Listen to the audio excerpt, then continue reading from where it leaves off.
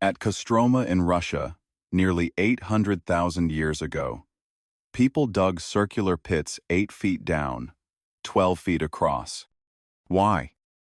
Because beneath the frozen earth, they discovered a secret most of us still don't know. Soil, deep below the frost line, stays 20 to 30 degrees warmer than the air above.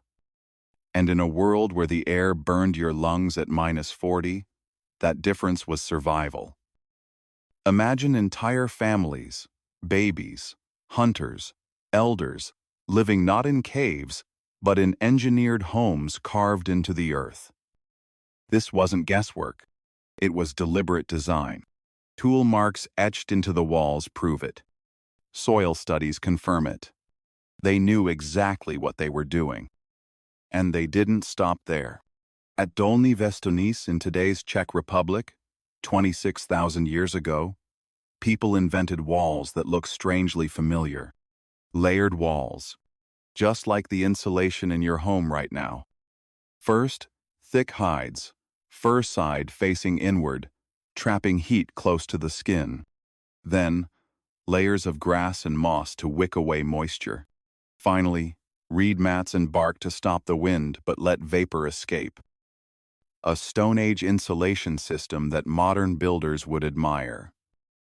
But the true masterpieces were the mammoth bone houses of Ukraine and Russia. Picture this: a 16-foot wide circle, dug into frozen soil. Its perimeter raised into protective berms. And towering above it, a frame of mammoth bones.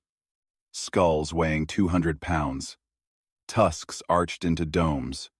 Rib bones jammed into place for strength. This was not a hut. This was architecture. The outer shell stitched mammoth hides, pulled tight with sinew and toggles. The inner walls lined with fox, hare, and wolf pelts, layered like a giant sleeping bag. A house of bone and skin, built to withstand the deadliest winters on Earth. But here's the twist. They couldn't rely on wood for fire. There were no forests here. So what did they burn? Dung, grass, even bone. Yes, bone.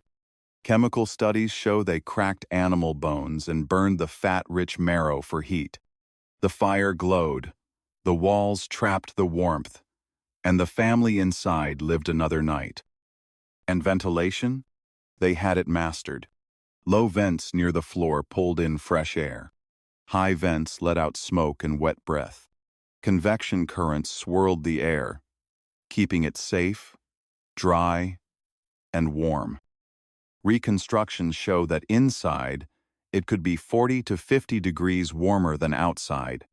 Step in from -40 into +10, wearing nothing but furs.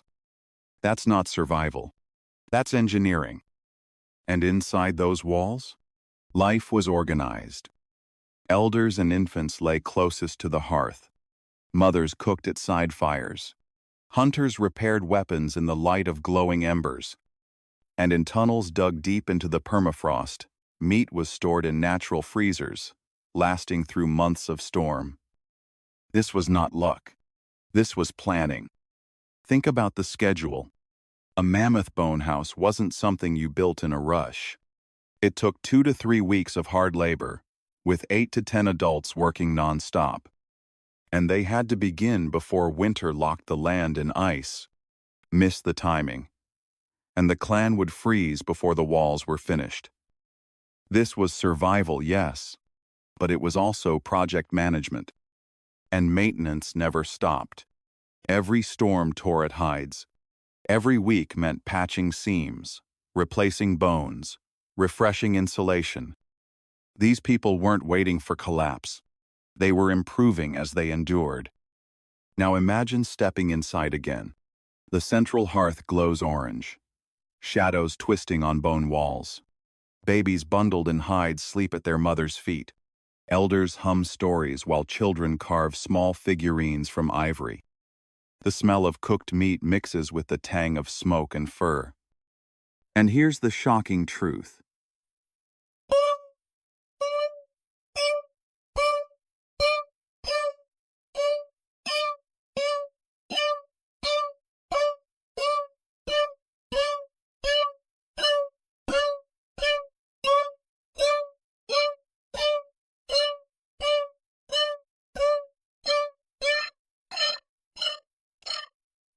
They were built for the survival of the mind. Months of darkness can break people. Modern Arctic researchers know it leads to despair, even madness. But our ancestors fought back with art and ritual. Venus figurines carved during long nights. Bone flutes playing strange notes in the dark. Tools not just functional, but decorated with patterns and symbols. They understood. Art was therapy. It kept spirits alive when the world outside wanted them dead. And when the snow finally melted, these shelters weren't simply abandoned. They were dismantled like treasures. Hides packed for migration, tools carried away, bones cached under stones, hidden from scavengers, waiting for the family's return. Now step back and see the bigger picture. By mastering these shelters, humans pushed into the far north. They claimed hunting grounds, rivers, stone quarries that no one else could reach. Populations grew, culture accelerated, and these shelters became more than homes. They became laboratories. The principles spilled everywhere. Insulation for houses became insulation for clothing. Ventilation systems became food storage pits. Composite construction became the handles of spears, bows, and tools. This was not trial and error anymore. This was a technological mindset. But here's the tragedy. When the Ice Age ended and forests returned, much of this knowledge was lost. The extraordinary skill of building with bone and hide, perfected over thousands of years, faded into memory. Only in the far Arctic did echoes survive. And yet today, modern engineers, military survival schools, even disaster relief experts still look back at these designs.